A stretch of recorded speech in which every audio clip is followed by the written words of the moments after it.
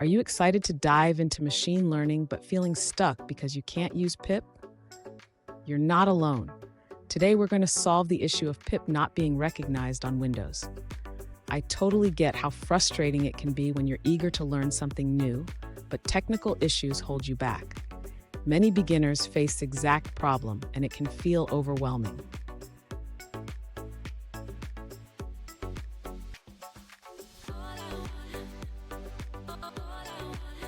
Let's take a closer look at the situation.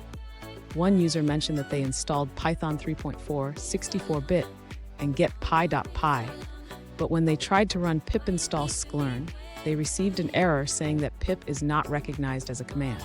Sound familiar? Let's figure this out together. So what could be causing this issue? It often comes down to the path environment variable not being set correctly. This variable tells your system where to find pip and other executables. And stick around. I have a great tip at the end that will help you avoid this issue in the future. To begin resolving the user's issue with pip, we first need to ensure that Python is correctly installed and added to the system's path environment variable. Next, the user should check if pip is installed. This can be done by running the command pip-version in the command prompt. If pip is not recognized, the user needs to add the scripts directory of Python to the path. This directory typically contains the pip executable. To add the scripts directory to the path, the user should access the system properties. They can do this by right-clicking on this PC and selecting Properties. Finally, in the Environment Variables window, the user should find the path variable, select it, and click Edit. They can then add the path to the scripts directory.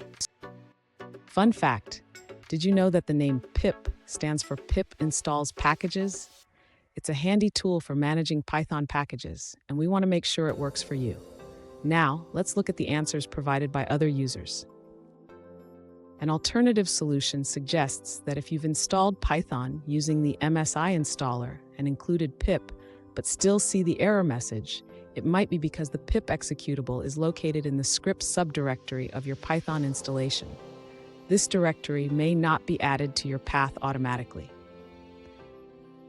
After adding the correct path to your environment variables and opening a new command prompt, pip should be recognized as a command.